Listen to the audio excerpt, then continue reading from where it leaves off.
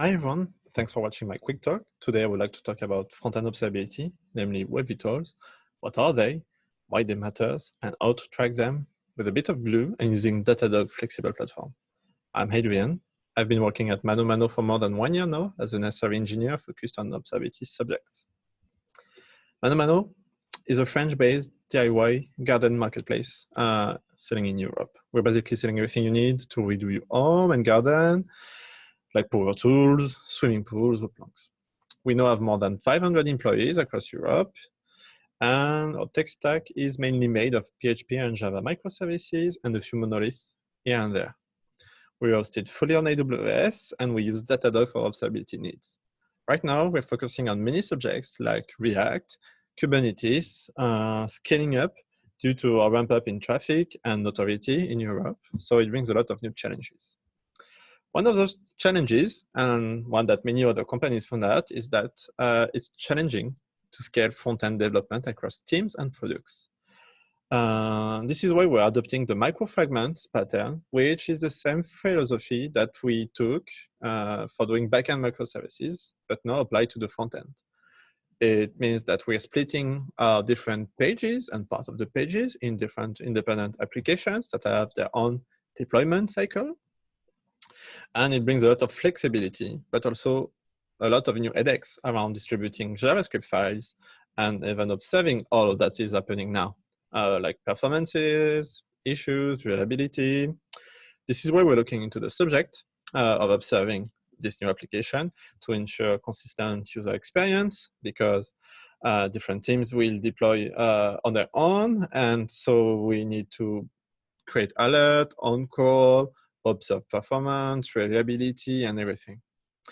Microfragments also means that we have more and more code that is being executed on our user devices, not on our platform anymore. That means that we could not install a Datadog agent and be done with it. We need to develop some bricks that allow us to track this data.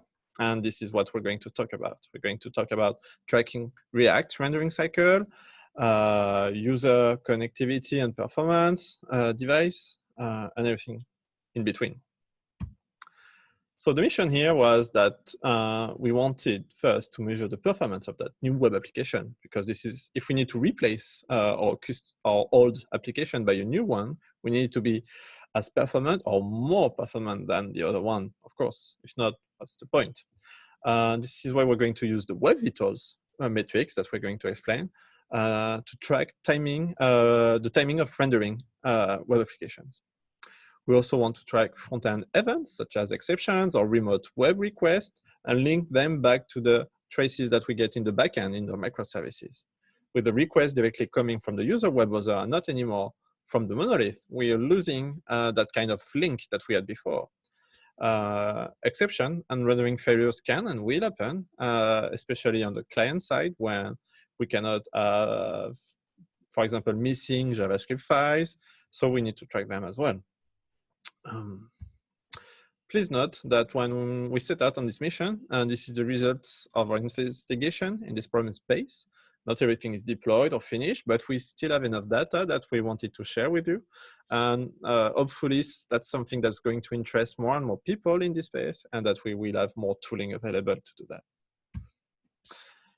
So web vitals.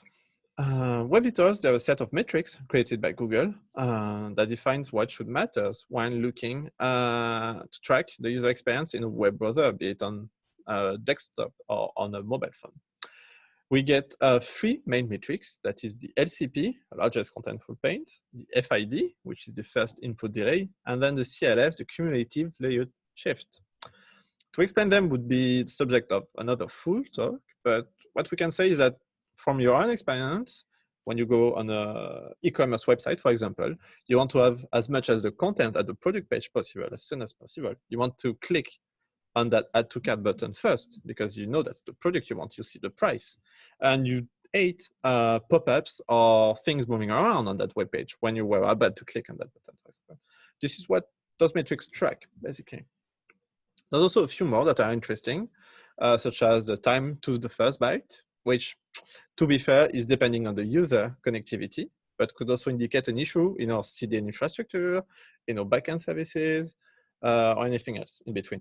And there's also the first content paint, FCP. That is the timing when we get the first display on the screen. Okay. And what's even more important, and which is justify this subject, is that starting 2021, Google will take into account those metrics for SEO ranking. And for an e-commerce website like ours, SEO is the lifeblood of business acquisition. So we cannot fail in tracking those metrics. So luckily for us, there's a few different ways to track those metrics. First, the Chrome development tools, of course, expose this data directly in the inspector. So when you're doing web development on your laptop, you can see these metrics and events. We can see that even of web framework is injecting other timing events like iteration and rendering time. If you use, of course, not everyone use the Chrome Dev tools, and when you're doing on the user device, you don't have access to it. So Google, they developed a web library called WebVitals that expose those data and web and hooks to get it. We're using the navigator.sendBeacon feature to send that data back to a web microservices to compute data. And we also have, because we use a framework like Next.js, it already collects that data and even rendering timing, like when we change a route or stuff like that. So perfect.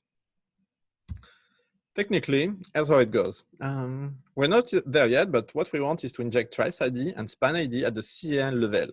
That will represent the original request, and so that we'll be able to map the user request on all the stack. You get this request, you send it to the server is rendering HTML and React state that's sent back, and so the web browser now downloads all JavaScript files needed to execute the web application. That's the start of the rendering and iteration process. Once everything is done, or if it fails, and when the user navigates away, we will send that beacon back with all the performance data that we need to compute. In case of failures or exceptions, we currently use Sentry, which is a great tool to debug front-end applications because it supports deminifying the source code, so we get clear stack trace. And it's pretty integrated with Datadog, so we can see events in our dashboards or track them with monitors. So when we send the data back, a dedicated web service written in Go will process the data. That microservice exposes a gRPC endpoint and a gRPC gateway so that we can support JSON directly. And what's even great is that we generate TypeScript definitions back to the JavaScript project so that we are always sure that what we're sending to that microservice is correct. So based on the performance data that we're getting, we generate metrics. We send them via docstatsd, of course. And we generate traces that are linked all together with the user context and send them to Datadog via open tracing and the traceGo package.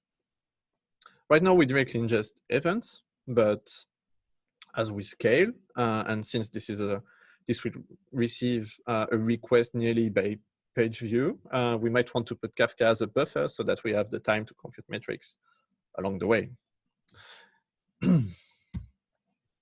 So in the end, the result is that we get a standard Datadog APM service with default dashboards, and we get Watchdog integration, watching for us in case of anomalies. The front-end service so happens as a web browser. We get a resource per fragment. We get the user agent, the URL, the timing metrics that we got. And we also have room for much more. We could add device connectivity information. So for example, if it's on LTE, 3G, or even edge in the countryside, we could also inject screen and device information, such as the model. Is it an iPhone? Is it an Android? Which we already get a bit by the user agent, but still. And so we need to parse that user agent a bit more, but luckily there's plenty of libraries to do that. Be careful though of GDPR. Don't send back too much information that could link to users, or at least get consent before. That's really important. And so in the end, this is what we aim for. This is what we are trying to get, is that we want dashboards, of course. We want metrics, we want SLOs, and what we want is surfacing this data to the developers so they can track them during the development cycle, so that they're quickly aware of any performance issues that are introduced with the latest deployment, so they can revert, we can create alerts. This is really important for us to ensure the success of that project and reliability in the long term. Thank you for watching. I hope that you enjoyed my talk and that you found it interesting. We're not released yet that project, that web service. It's really quite simple. Basically, we're just parsing the message, generating metrics, and sending them to Datadog. If you need any questions, feel free to reach me on Twitter or on GitHub. And I've included a few resources that you might be interested in for the follow-up. The most interesting one is that Web Vitals reporter from Thrush. It's basically all the logic about collecting the Web Vitals and sending them as a JSON payload via the web beacon. You put that on your website, you just build a quick microservice to parse it and send it to Prometheus or even Datadog, and you got it. If you use a web framework like Next.js, you also have the documentation links to integrate it, and it's really nice. So once again, thank you for watching and see you around.